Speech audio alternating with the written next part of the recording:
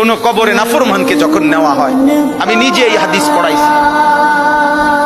আল্লাহ নবী সাল্লাল্লাহু আলাইহি সাল্লাম বলে কোন পাপীকে যখন কবরে নেওয়া হয়, কবরের ভিতরে না, কবরে নেওয়া হয় যখন, তার লাশ যখন কাঁধে নেওয়া হয়, এই কাঁধে অবস্থায় নাফরমান আর পাপী আপন স্বজনরা যখন তার লাশ কাঁধে নেয় খাটের মধ্যে,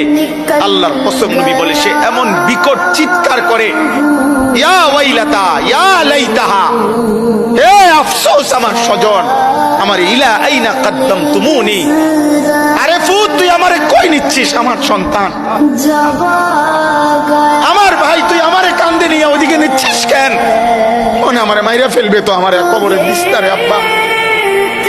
আমারে কবরে দিস্তা, আমারে তো ফেরেশতা মাইরা ফেলবে, আমারে তো শেষ করে ফেলবে, আমারে দিস না। এইভাবে স্বজন নিজের স্বজন ডাকে, কারণ আপন জনরাই তো লাশ কাঁধে নেয়, আপন জনদেরকে ডাক দে, আব্বা এটা করিস না, আব্বা আমারে নিস না হয়ে যাবে। আল্লাহ নবী বলেন পৃথিবীর সমস্ত মানুষ যদি একসাথে শুনতো, এক মাঠে দাঁড়াইয়া একত্রে, খোদার কসম নবী বলছে আদম থেকে ইসরাফিলের ফু পর্যন্ত সমস্ত মানুষ যদি